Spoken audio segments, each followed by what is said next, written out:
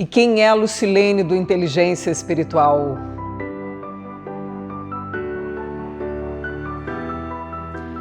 Bem, quando a gente fala de alguém que trabalha com alguma questão espiritual, um líder ou qualquer pessoa, né, que até mesmo esteja envolvido com alguma questão espiritual, eu já ouvi inúmeros comentários das pessoas do tipo assim: fulano frequenta tal lugar, mas nossa, não mudou nada.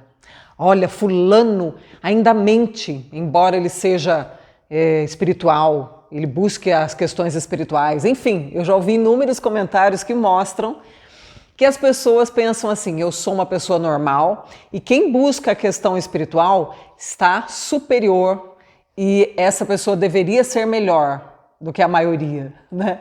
Então eu vou desmistificar isso aqui. Eu me habilitei a trabalhar com inteligência espiritual, então espera-se de mim que eu seja uma pessoa melhor. Será que eu sou mesmo? Bem, eu vou contar para vocês um pouco sobre quem eu sou. Recentemente eu fui a um velório de uma amiga muito querida e encontrei lá uma amiga que fazia muito tempo que eu não via.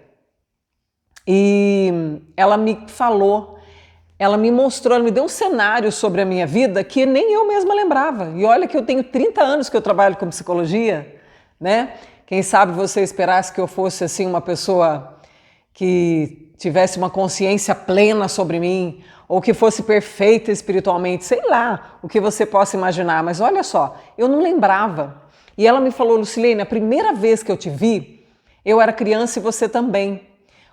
Meu pai trabalhava com seu pai, e eu fui visitar você, quer dizer, eu fui visitar a sua casa, e aí a sua mãe falou assim: ó, eu tenho esses 2 filhos aqui, mostrou seus irmãos, e depois ela falou assim: eu tenho mais uma filha também, caçula, mas eu não sei onde ela está agora. E sua mãe começou a procurar, achou você embaixo da mesa, aí ela levantou assim o pano da mesa e você estava lá escondida, mas com os olhos esbugalhados assim, morrendo de medo da gente. E nós éramos só visitas e você estava com medo. Aí ela falou: depois, mais tarde, eu vim encontrar você estava subindo o morro da escola onde você estudava e nós estávamos descendo. E nós cumprimentamos você e a sua irmã nos cumprimentou, mas você não.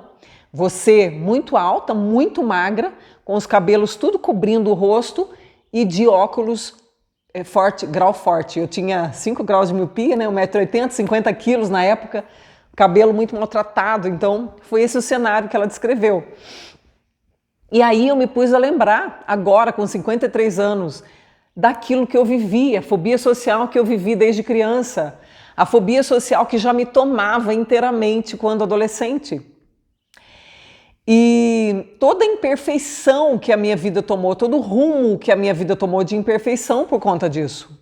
Muita dor, né? Um ego é definido pela dor e o meu era extremamente doloroso, como você pode estar se identificando com o que eu estou falando agora, né?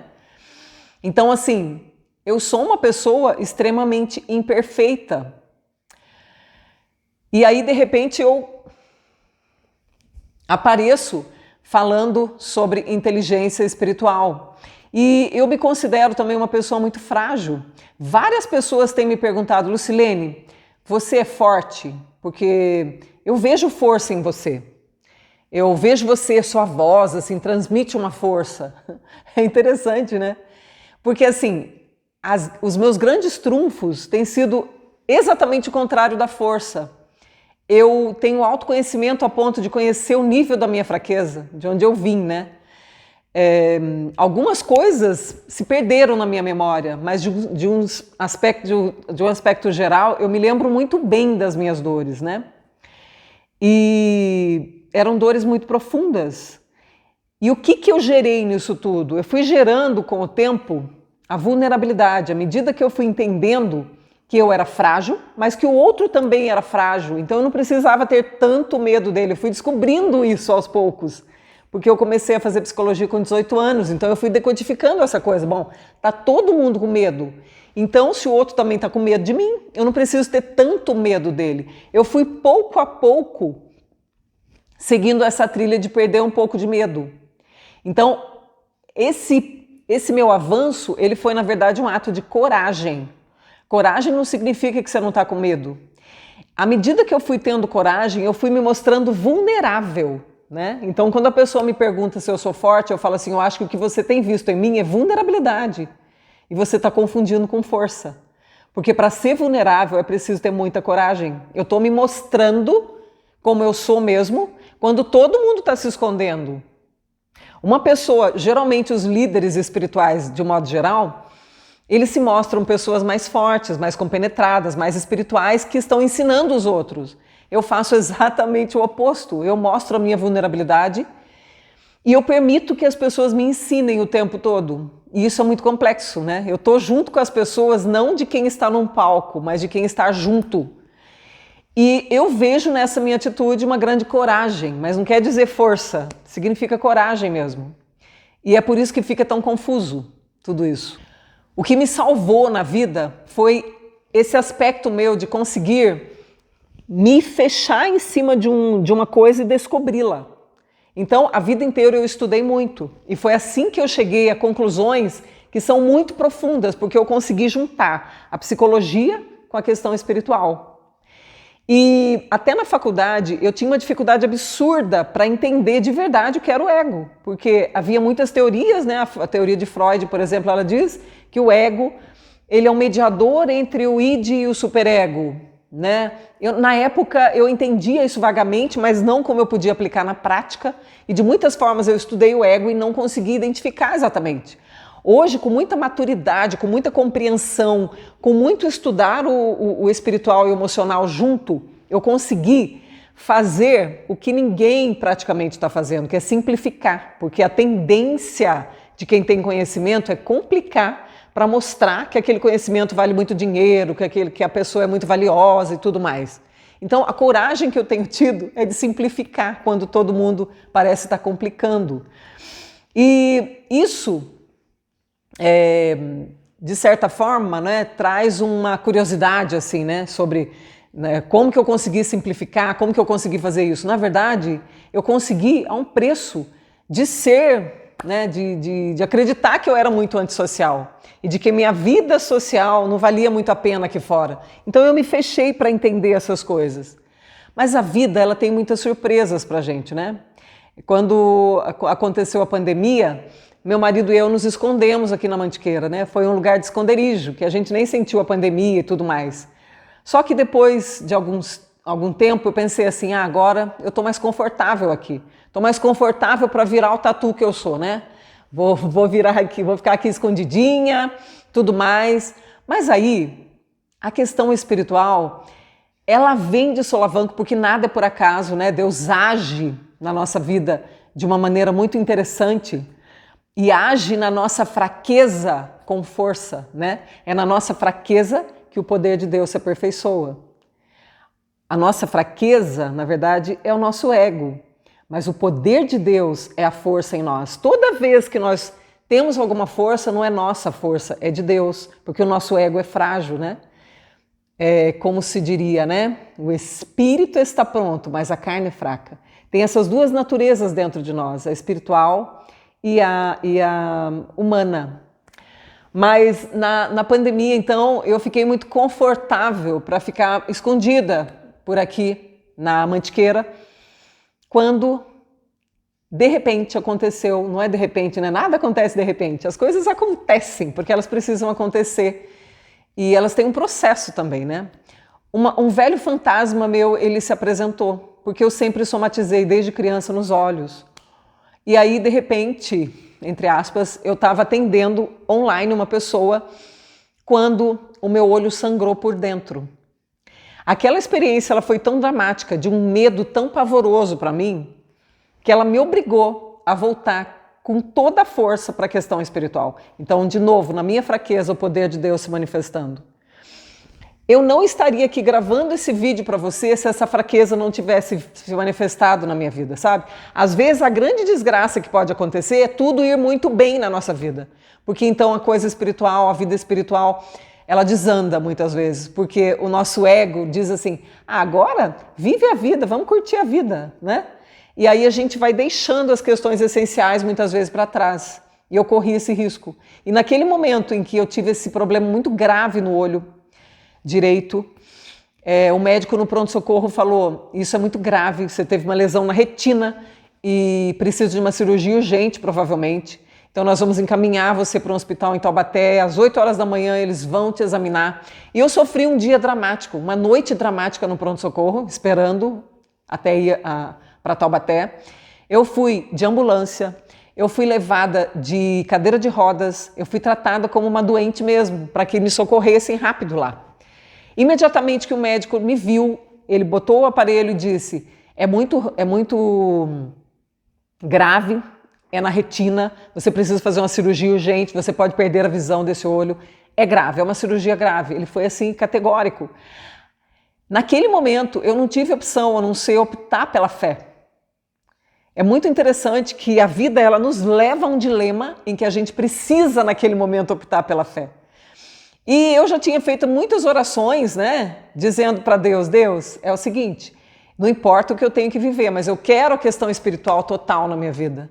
Mas a gente faz a oração e esquece, né? Então, Deus vem nos lembrar assim que, lembra que a gente tinha um trato? E aí Deus me lembrou que naquele momento só Ele podia me socorrer. Os médicos podiam fazer ali a cirurgia, mas só um milagre mesmo, né? Na verdade, a gente conta com milagres o tempo todo, até através da medicina, né? E aí, então, eu vim para casa. E depois que eu tive esse diagnóstico mesmo, tudo que eu fiz foi relaxar. Então, a minha pressão, que não estava baixando, né, de medo, ela foi para 11/7, de tão relaxada que eu fiquei. Porque daí eu entreguei na mão de Deus totalmente.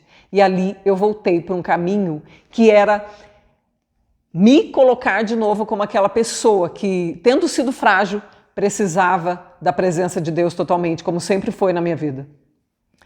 Desde criança, né? Essa dependência de Deus que a fragilidade obriga, isso é muito legal. E aí, a partir daí, eu comecei uma busca mais intensiva nas questões espirituais. Até que aconteceu um novo acontecimento muito interessante, porque meu marido e eu não esperávamos comprar nada nesse momento, nós estávamos num momento assim, que nós vimos de uma falência muito feia, estávamos recuperando, né, tudo isso, estávamos com o dinheiro guardado. E aí, meu marido pesquisando, né, porque a gente estava curtindo a vida doidado pela região aqui, né, curtindo a Serra da Mantiqueira, ele pesquisou e encontrou um sítio e falou assim, olha, Lucilene, isso aqui é um ponto turístico ali em Sapucaí-Mirim e está dizendo que está à venda. Mas a gente não pensava em comprar nada, mas ficamos curiosos para conhecer o lugar, porque a gente estava conhecendo toda a região. E fomos lá imediatamente, porque dizia que ficava 7 minutos da nossa casa. E fomos imediatamente, encontramos esse lugar. Nós nos apaixonamos pelo lugar, mas um não falou para o outro, né? Porque a gente já tinha passado por falência, então a gente nem ousava falar de comprar nada, né?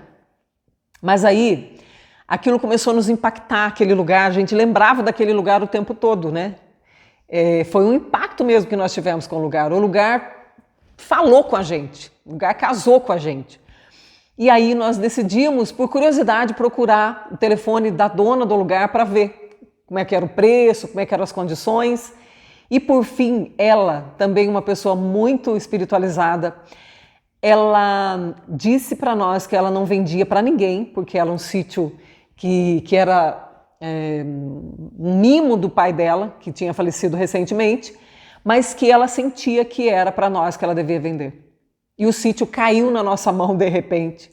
E assim eu comecei a falar para alguns vizinhos, olha, quando o sítio estiver pronto, eu quero começar a fazer eventos, eu quero começar a trabalhar com inteligência espiritual. Aí falaram assim, mas quando o sítio estiver pronto, a gente quer agora já, a gente quer agora. E por fim, essas pessoas que disseram que queriam agora, todas sumiram, gente. Uma teve dengue, o pai dela faleceu, cada uma sumiu para um lado. E eu fiquei com a ideia. E convidei um grupo pequeno aqui para minha casa, e nós fizemos aquele grupo. E eu entendi que ali tinha começado um caminho. Aí eu convidei uma vizinha, que é a Denise, do Refúgio Horse. E a Denise me apresentou e trouxe até mim o Chico Abelha, que fez uma entrevista comigo, que você pode até ter vindo a minha através dele.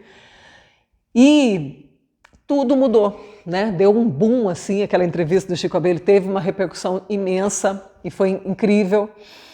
Então, eu estou nesse ponto agora, com todos os dilemas, sendo quebrada em cacos. Em 7 meses eu cresci como se eu tivesse crescido 7 anos, sabe? Os meus conceitos, os meus preconceitos, as minhas ideias, as minhas formatações, as pessoas que têm vindo aos encontros, né? Eu já fiz 8 encontros até agora. E nesses encontros tem vindo as pessoas. Ontem mesmo esteve um grupo aqui, um grupo incrível, maravilhoso. E assim, aquela menina fechada que eu era, eu estou sendo obrigada a me abrir. Tem vindo pessoas de longe, pessoas que viajam do outro lado do país para estar aqui comigo, né? E essa experiência, ela tem modificado a minha vida. Todo esse fechamento, o meu jeito de ser, tem se modificado nesse momento. Para você ver como é que as coisas vão se formatando. Não existe a pessoa pronta, sabe? Não existe a pessoa pronta e acabada. O que você vai ver aqui comigo é sempre isso. Pessoas reais falando de coisas reais, e nós vamos crescer juntos. E é por isso que eu te digo, se inscreve nesse canal, fica aqui comigo, porque a gente vai ter muita coisa construída junto.